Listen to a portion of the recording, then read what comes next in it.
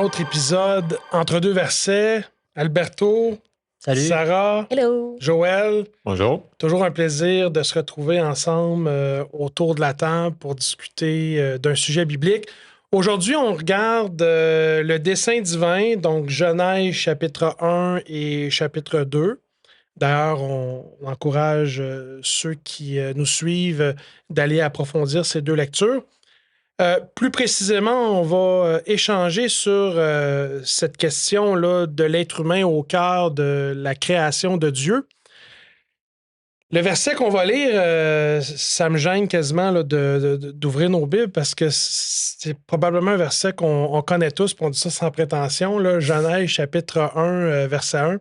Alberto, je sais que tu pourrais le faire par cœur, là, mais on va quand même ouvrir le texte. Au commencement. Oui, c'est ça, on peut le dire, je pense même pas. C'est ça. Joël, au commencement. Au commencement, Dieu créa le ciel et la terre. Au commencement, pour l'exercice là, d'ouvrir la Bible, au commencement, Dieu créa le ciel et la terre. Le ciel et la terre. D'emblée, Sarah, t'entends ça, au commencement, Dieu créa le ciel et la terre. Ça réveille quoi en toi? Ça suscite quoi en toi? Ça suscite une intention. Ça évoque comme quelque chose de très intentionnel, quelque chose qui est déterminé dans le temps, qui a un début, puis quelque chose que Dieu a entrepris pour le long terme. C'est quelque chose qui est évoqué à travers les versets. Dès qu'on dit au commencement, je vois que fait qu'il y a eu un moment où c'était pas là avant, tu vois. Ça a été lancé, puis ça a été lancé dans toute sa beauté, les cieux et la terre. J'aime ça. Alberto, Ouais. il me semble avant là, qu'on nous donne le feu vert pour commencer l'enregistrement. Je t'ai entendu dire Elohim. Oui, en fait, on échangeait avec un collègue concernant le chapitre 1 et chapitre 2 de la Genèse. Qu'est-ce qui est vraiment important par ici? Quel est l'essentiel, le message essentiel? Puis, c'est intéressant parce qu'ici, au chapitre 1er, on retrouve ce nom. Hein, quand on lit au commencement Dieu, mais c'est Elohim. C'est pas vraiment, si on pourrait dire, le Yahvé. Lui, il va apparaître au chapitre 2. C'est la même personne, hein? C'est juste... Majestueux là, dans Genèse 1. Là, on est. C'est ça. Puis c'est intéressant parce que mon collègue, il disait, ben ici, Dieu est en train de se présenter, voici qui je suis. Voici il disait mon certificat de naissance. Hein, voici comment est-ce que je suis. Puis au chapitre 2 de la Genèse, on retrouve le certificat de naissance de l'être humain. Il disait, et c'est de là qu'on retrouve ce changement au niveau de l'hébreu, hein, qu'on passe de Elohim au chapitre 1er à Yahvé ou Yahweh au chapitre 1er, cette proximité, ce Dieu qui est majestueux, ce Dieu qui est grand, au chapitre 2, il est proche de l'être humain. C'est pas quelqu'un qui se tient loin, comme par exemple les épicuriens pourraient penser. J'essaie de pas sourire parce que je sais que pendant qu'on fait l'émission, tu dis c'est notre collègue. Je pense que c'est ton patron, là. c'est le directeur d'Espoir Média Québec, Pedro, qui était avec nous avant qu'on enregistre. J'espère qu'on a rendu justice parce qu'il est venu nous donner quelques explications. Nous, on n'est pas... moi, je suis pas spécialiste des langues, là. Quand il s'agit d'étudier la Bible, là, on est collègues. Là. C'est ça. Ouais, c'est vrai. C'est bien dit. C'est bien dit. Mais c'est ça. Fait que Genèse 1, Joël, on a l'impression que c'est un Dieu majestueux. C'est comme une attestation légale. Genèse 2, Yahvé. On est plus là, vraiment là, dans un Dieu de proximité. Tu lis ça, toi, Genèse chapitre 1, Genèse chapitre 2, puis Genèse 1.1, au commencement, Dieu créa les cieux et la terre. Ça suscite quelle pensée en toi? Et on peut en dire long parce que, dans le fond, c'est le fondement même de notre identité. Alors, qui sommes-nous? Ben, on est intentionnel, comme dit tout à l'heure, pas le fruit du hasard. Créé à l'image de Dieu, façonné par ses mains. Boum! C'est comme wow! Ça peut tout transformer la vision du monde, la perspective que tu as de la vie si, à l'opposé, tu penses ou tu pensais que tu viens de nulle part, tu es là pour aucune raison, tu ne sais pas trop pourquoi, tu sais. Ça, c'est contraire à tout ça. Là. Pour moi, c'est merveilleux parce que je suis pas le fruit du hasard, c'est intentionnel. J'ai été créé par amour, par un Dieu qui voulait une relation avec moi. C'est fort, c'est bon, c'est vraiment bon. Oui, il y a des choses qu'il faut ressortir. Donc, de un, dans ce passage, l'objectif du passage, c'est pas de nous convaincre que Dieu existe. Non, Non. en fait, c'est une déclaration. C'est ça. Ouais, Dieu commence à créer. Puis ceux qui nous écoutent, il faut qu'ils comprennent qu'on part du principe où il y a des acquis. Là. Il y a Ouais. des acquis. La Bible essaie pas de prouver l'existence de Dieu. En fait, elle déclare. Ouvertement. C'est comme un Que Dieu fait est Dieu, qui ouais. n'est pas discutable, en Ouais, quelque ouais. sorte. Puis le deuxième élément, c'est de savoir, comme tu l'as mentionné, tu sais, d'où est-ce qu'on vient, de qui est-ce qu'on vient. À savoir, c'est un argument qu'on appelle lorsqu'on fait des échanges avec des amis ou lorsqu'on embarque. On parle d'apologie, hein, donc on parle de l'argument téléologique, autrement dit, Mm. qui vient du mot téléos, but, objectif, fin. Ok. Dans quel but, dans quel objectif pourquoi est-ce que nous sommes là, autrement dit? Mhm. Ouais, Est-ce qu'il y a c'est une ça. raison derrière tout ça ou sinon, mais tu sais, pourquoi est-ce que je perdrais mon temps à faire ci ou perdrais mon temps à faire ça? Ouais, Si c'est ça. nous existons juste pour exister parce que c'est le fruit du hasard, ben, ça enlève beaucoup de. Ça, c'est peut-être Ouais. les grandes lignes hein, de cet argument-là, mais ça enlève vraiment du sens à la vie. Je suis ici simplement à cause du hasard. J'ai pas besoin de me préoccuper pour l'avenir. J'ai pas besoin de me préoccuper même pas pour demain. Ou pour ma page Facebook ou Instagram parce que aujourd'hui je suis là puis demain je ne serai plus tout simplement. Oui, mais en même temps, puis là, évidemment, dans le contexte de l'épisode qu'on veut faire aujourd'hui, on veut mettre l'être humain au cœur de la création, mais on a effleuré là, les fameux débats qui ont eu lieu. Là, moi, je les ai écoutés sur YouTube là, entre Dawkins et Lennox. John Lennox. Mhm. Donc, évidemment, là, les deux professeurs scientifiques, des débats entre la création et l'évolution. Mhm. Je veux dire, moi, j'ai des amis qui sont athées et j'ai des amis qui se considèrent évolutionnistes. Au premier regard, je veux dire, ils n'ont pas l'air malheureux. Quand je leur demande des explications par rapport au fondement de leurs croyances, puis tu sais, je ne sais pas d'être dans le camp de vous déstabiliser ou quoi que ce soit, là, mais tu sais, ça a l'air à se tenir quand même. Là. Je veux dire, c'est pas nécessairement de la bouillie pour les chats, tout ça. J'essaie de voir c'est quoi le gain qu'on apporte dans ces échanges-là. Mais ça donne un sens. Ouais. Ça donne un sens. Parce que c'est une chose de dire, bah, il y a eu un Big Bang ou la sélection naturelle a fait qu'on est rendu là. Mais ça ne donne pas aucun sens. Ça donne un sens de savoir qu'on a été créé intentionnellement. Puis en plus, Dieu ne nous crée pas juste comme un être comme ça dans la création. On est chef-d'œuvre de la création. On est là pour gérer tout ce qu'il y a sur la terre. Puis Dieu dit qu'on a été créé à son image, capable d'avoir une relation avec Dieu. Ça donne un sens à tout. Oui, je suis entièrement d'accord avec ça. Je me dis que c'est pas juste de savoir qu'on est créé, c'est de savoir pourquoi on a été créé. T'sais, si je ramène ça à un contexte beaucoup plus, à une échelle beaucoup plus rétrécie ou restreinte, on rencontre des gens qui n'ont pas connu juste leurs parents ou qui ont grandi comme Ouais, orphelins. c'est vrai, ça. Ils se sentent, oui, ils Toute évoluent, leur oui, ils sont vie, fonctionnels, mais cherchent. il y a Il y a un manque ce questionnement, combler. ce Ouais. vide comme mais je viens d'où, qui a pris la peine de m'avoir, puis pourquoi ils veulent plus Ah non, c'est après fort. avoir C'est fort. cette Puis relation. moi, avec j'ai moi. même discuté avec quelqu'un Ouais. qui a été adopté, Ouais. puis qui a été élevé dans une bonne famille. Ouais. Puis il m'a avoué dernièrement que quand même, il y a un fond où est-ce qu'il y a, Il aimerait ça. il y a des questions, Ouais. puis il Ouais. sait que ces questions-là, bon, il n'a pas voulu aller faire des recherches, il n'est pas prêt à aller dans cette direction-là, mais on voit que ça, puis je ne veux pas généraliser, peut-être c'est juste son expérience à lui, mais quand même, ça rejoint ton propos. Tantôt, tu as parlé d'intentionnalité, Ouais. tu as mentionné le sens. Ça m'a fait penser à corrigez-moi si je me trompe, là, Victor... Frankl. Oui, Mhm. oui, parce que lui, dans le fond, dans son récit par rapport au camp de concentration, Ouais, c'est ça. il disait que la souffrance il était en mesure d'endurer la souffrance à condition qu'on était capable d'y donner un sens. Ouais. Puis une des façons qu'on est capable de donner un sens dans l'ensemble de ce qu'on vit, autant les joies, les peines et tout, c'est dans une perspective, ton mot préféré là, depuis quelques épisodes, là, cosmovision. La cosmovision, oui. La cosmovision. Ouais.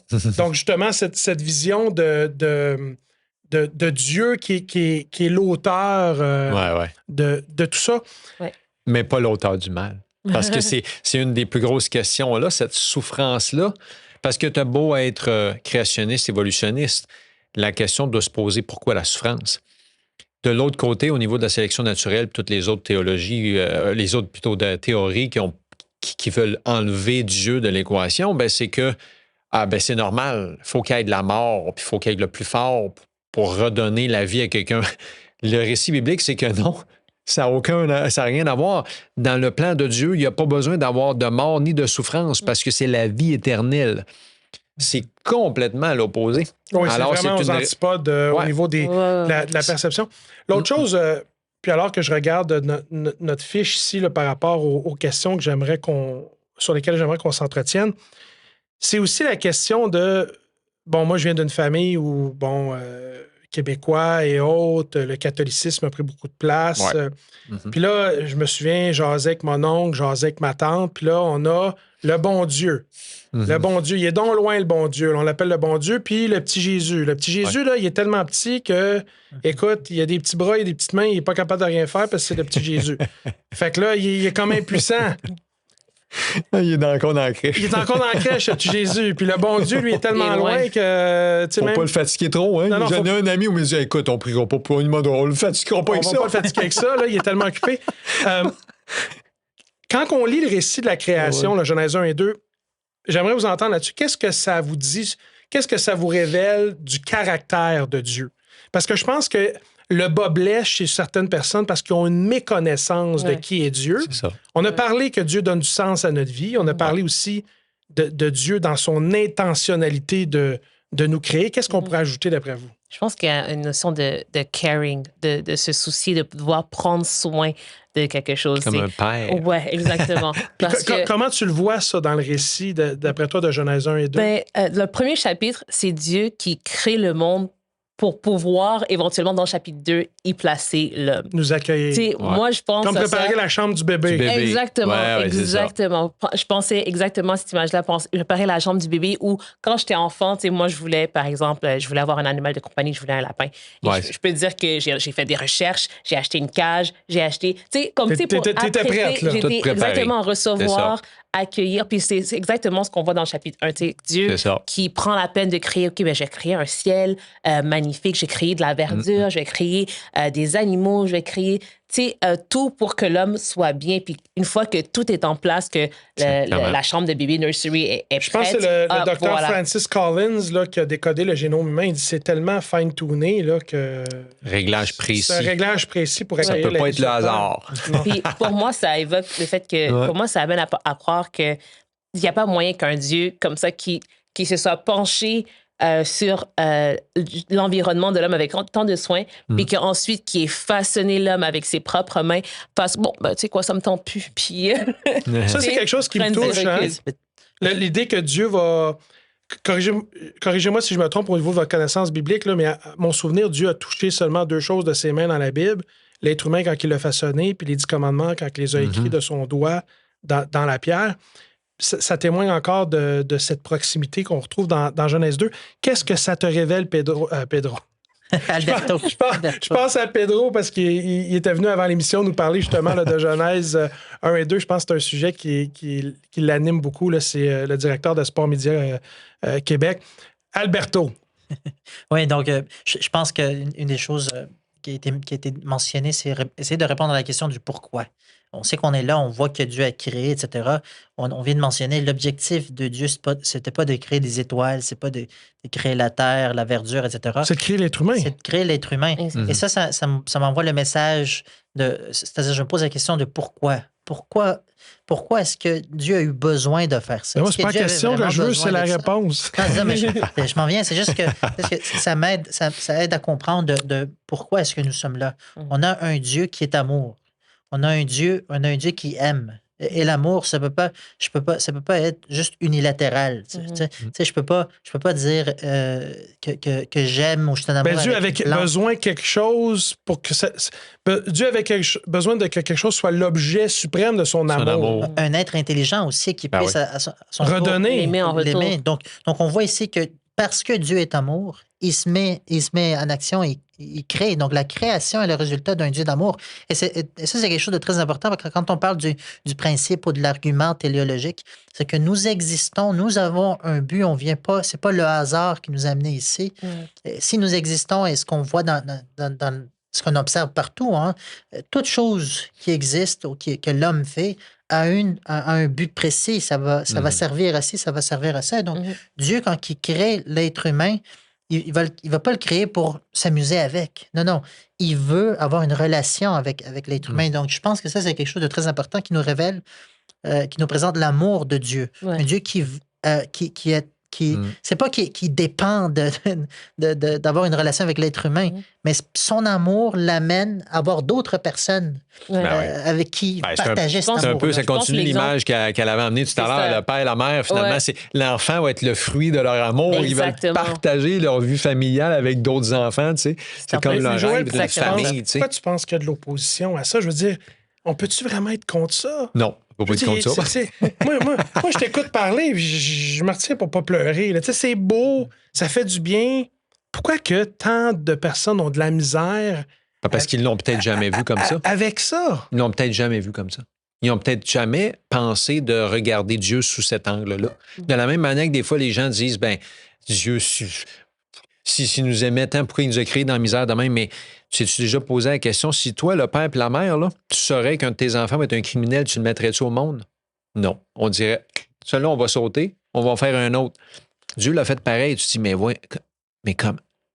Ouais, mais ça sous-entend que le libre arbitre, la libre conscience. Le libre arbitre, il l'a fait pareil sans faire des robots. C'est fort. C'est le point fondamental qui nous permet d'aimer librement. Inconditionnellement. C'est ça, de redonner cet amour. Oui, c'est ça. C'est l'essence même de l'amour, c'est de donner et de se donner. C'est l'essence même de l'amour. Si Dieu est amour, il faut qu'il donne puis qu'il se donne. Oui. Et je pense que les gens ont de la difficulté avec ce concept parce que ça amène... ça sous-entend qu'eux doivent répondre à cet amour-là. Ça sous-entend un changement. Ça sous-entend que... Mais maintenant que tu sais que Dieu existe, qu'il est présent, qu'il t'a créé, qu'il t'a fait... Qu'est-ce que tu fais en retour? Est-ce que tu décides de répondre à cet amour-là? Ou est-ce que tu... Parce que là, ça implique... Qu'est-ce que tu veux dire par là? Parce que j'ai l'impression que j'entends ce que tu dis, mais en même temps... Moi, je pense que là, je me mets dans la relation que j'ai avec mon épouse. Ouais.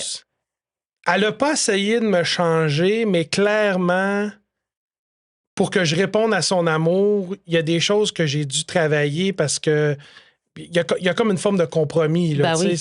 C'est-tu dans cette direction-là que tu t'en vas? Oui, c'est exactement dans cette direction-là que je m'en vais. Parce que moi, me dis... Moi, je pense que c'est un bon point. Si je sais que... Maintenant, je sais qu'il y a un Dieu qui m'aime, qui existe, qui a pris la peine de me créer, puis qui a des plans pour ma vie.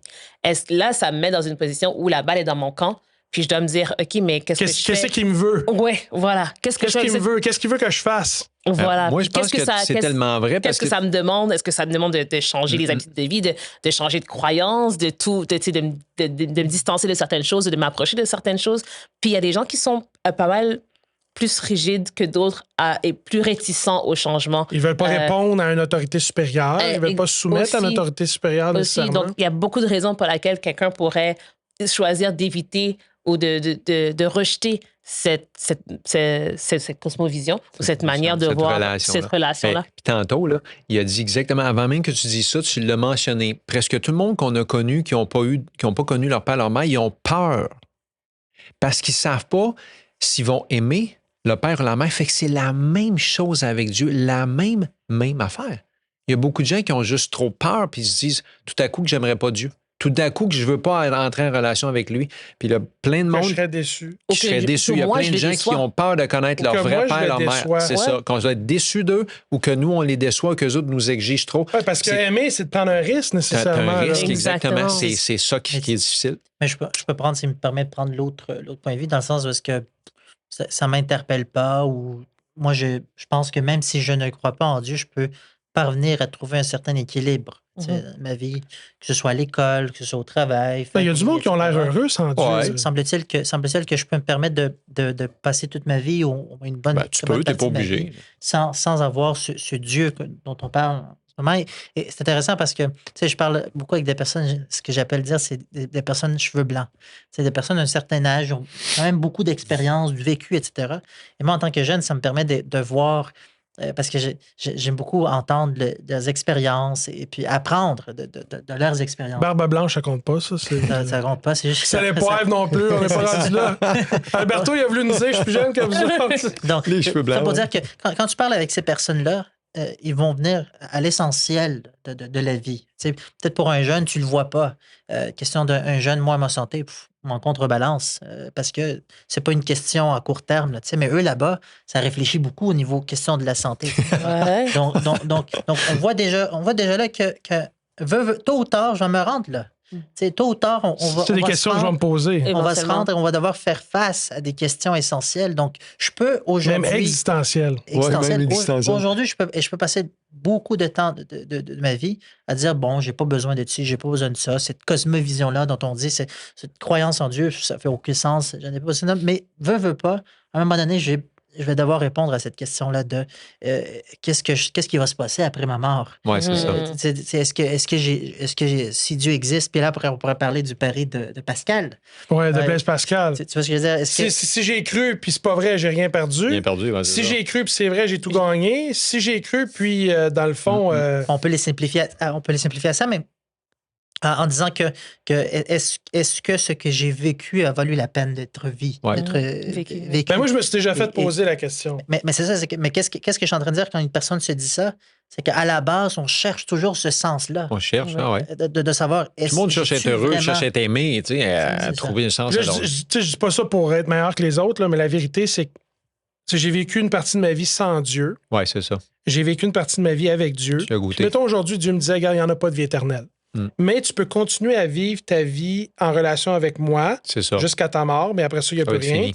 Ou tu peux choisir de vivre ta vie maintenant, sachant que j'existe, mais tu fais ce que tu veux. Tu ferais La Dieu, vérité, c'est que je continuerai à vivre ma vie avec Dieu, même si après la mort, C'est Dieu me ça. disait qu'il n'y avait rien. Mhm. Parce que ça m'a fait tellement du bien de vivre ma vie en relation avec lui que quand je compare C'est à ça. ma vie sans être en relation. Il nous reste un peu de temps. On va faire le tour de table rapidement sur une autre question. On parle de la création, on parle de l'être humain au cœur de cette création, le plan de Dieu. Évidemment, ça nous met en relation avec la nature. Oui.